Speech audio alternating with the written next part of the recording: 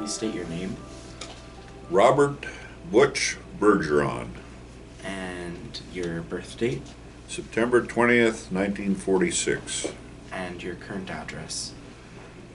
You want the whole address or just Argyle, Minnesota? Argyle, Minnesota should be What branch of service did you serve in? I was in the Army. And what was your rank? I got out as a E5. Were you drafted or did you enlist? I was drafted. Where were you living at the time you were drafted? Argyle? Rural Argyle, actually. Okay. When we got inducted in Fargo, there was a line of us. I happened to be the fifth guy. The first three got drafted into the Navy. The next fella got drafted into the Marines, and the rest of us got drafted in the Army. And he was a little guy, this guy that got drafted into the Marines. I didn't know him, but he was having a rough time, and Sergeant asked us if anybody wanted to volunteer for the Marines, but everybody was very quiet. So that's how we got drafted there with service. Do you recall your first days in service? Oh yeah. Can you tell us what it felt like? Well, we got drafted 2 days before Christmas in 1965, and they flew us to Fort Leonard Wood, Missouri, and we spent about 8 days there over Christmas, and we didn't really do a lot. We got our shots and things like that, but and then the whole group of us got flown to Fort Lewis, Washington, and I was with the same group the whole time. Can you tell me about your boot camp? Well, Fort Lewis was right by Seattle, Washington, and it was January. And there was snow on the ground to start with, and I come from this area, which is 30 below. There was probably 30 above, but the humidity's so high, it felt like 35 below. It was colder there than it was here.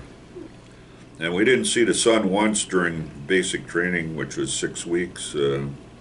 It's cloudy all the time and misty and rainy, kind of like a day like today here. Yeah. Do you remember your instructors? Yeah, I remember some of them. Yeah. Can you tell us about any of them, if you remember anything specific?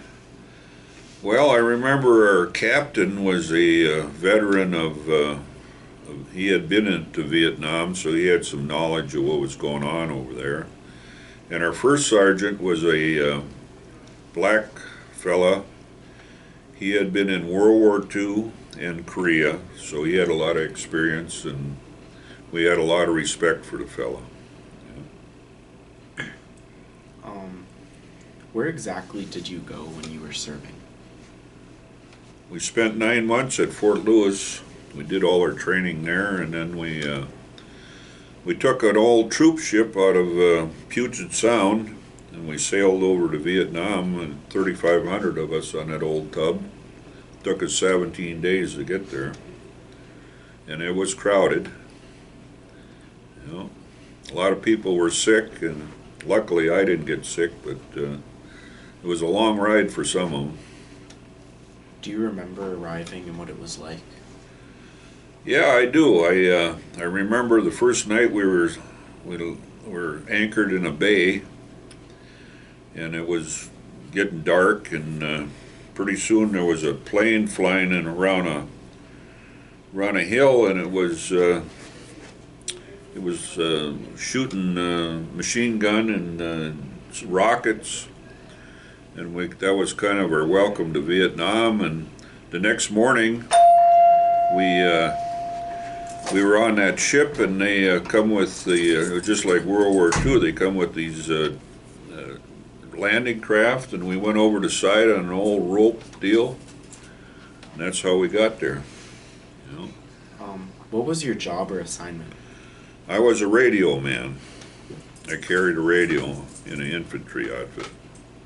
And did you see combat? Oh yes, you know. Were there a lot of casualties in your unit? Yeah, I would say maybe 60% of our unit either got wounded or killed. A fellow from Grigla, Mark Holte, I don't know if you people are from around here, but he was a pretty good friend of mine. He got killed over there. You know. Um, can you tell me a couple of your most memorable experiences? Well, I remember first time I got shot at, it really opened my eyes up.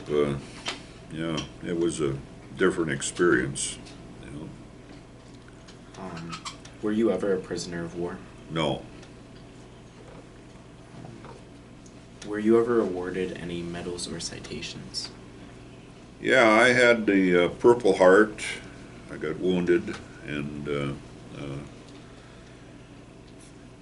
let's see, the Vietnam Service Medal, and there's a couple medals for Vietnam. I don't remember exactly what they are. And also the service ribbon, or you get after 2 years if you get a honorable discharge. Do you remember the circumstances that you were injured? Oh yeah, I remember very well. You know. Can you elaborate on that a bit? If you If want. you feel comfortable doing it. Well, I'll tell you a little bit about it. We ran into a training. I was right by the Cambodian border, and we ran into a training camp, and the place was a bunch of tunnels, and in fact, there was a pot in the middle with rice cooking in it, so we knew something was up. And I set two guys down a tunnel, and they come out the other end, and there was an ambush area there. And it was lucky that the sergeant I was telling you about, he was one of the guys. He was a small fellow. And he heard the machine gun hammer click, and he knew exactly what the hell was going on, so he pushed the other guy down, and they both got wounded, but they didn't get killed. And so we all tried to get up there and help them to get out of there. And they were set up in an L shape with a bunch of machine guns and stuff, so it was kind of bad. And I got hit, and I was pinned down for about an hour, I guess. Is that? Oh, sorry. No. Is that true? You know, about the tunnels, like there'd be hospitals underground Oh, in yeah. Vietnam, Yeah. and that, you know, they had people sleeping underground. That's all the. That's true. In our area, it was Cu Chi. That was noted for all the tunnels in that area. Did you ever have to go down? I was too big. I couldn't fit, which is that was all right with me. Yeah. There's been stories about guys that go down the hill and they're booby trapped, and then they blow up, and the guys are still alive, and then you guys have to dig them out, and it could take hours. Or is that true? Well, I never seen anybody get buried in there, but it could very well be, because that had, it could happen very easily. You know. How did you stay in touch with your family? Letters. Yeah. Do you remember what the food was like when you were in the army? Well, in the States it wasn't too bad. We ate mostly, we were out in the field most of the time, so we ate sea rations over in Vietnam mostly. Yeah. Did you guys have plenty of supplies while you were overseas, or was it scarce? Well, some things were scarce, actually. The people that were behind the lines, they had all kinds of stuff, but if you were up on the lines out in the boondocks, it seems like boots and clothes and stuff would rot right off of you in that environment, and a lot of times it was hard to get that sort of thing. You know. Were there a lot of times where you felt a lot of pressure or stress?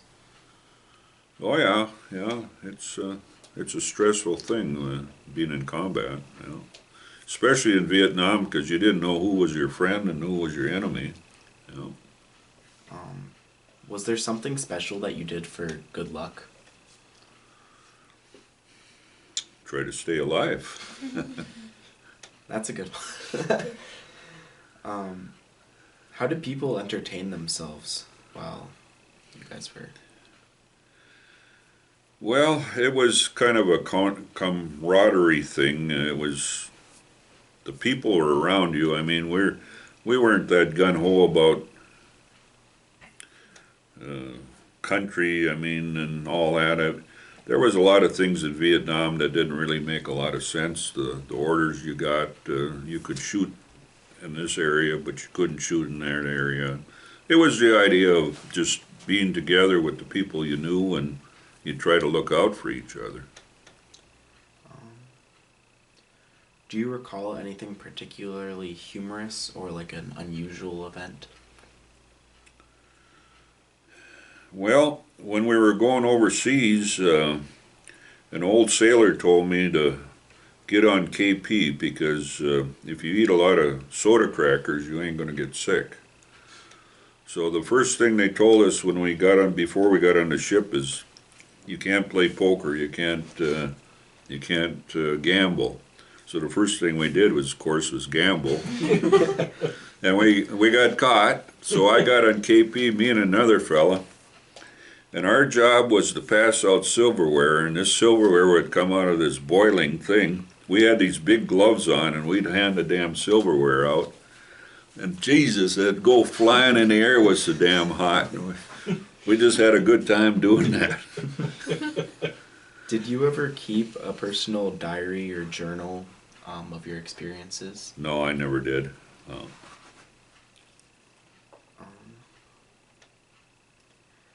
Once you got back, did you go to work or did you go back to school? I went to work. I was a farmer, and the fall I got back, I used to work construction in the wintertime and then farm in the summertime, and I went to work about first week I was back, I guess. Yeah. Did you make any close friendships while you were in the service? I made a lot of close friendships, and we still get together once a year. We didn't last year because of COVID, but that's the best part of adjusting and everything, was being with the people you were over there with. Did you join a veterans organization? I belong to the DAV, or the Disabled Veterans of America, and I also belong to the Legion Club here in Argyle.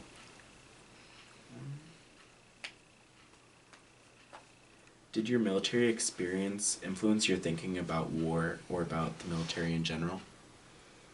Well, I think it had an effect on it. I guess I don't really care for what's going on too much in the service right now, but yeah, I kind of think about it.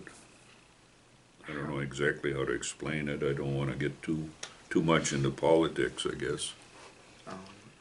How did your service and experiences affect your life? Well, I think it made me a man.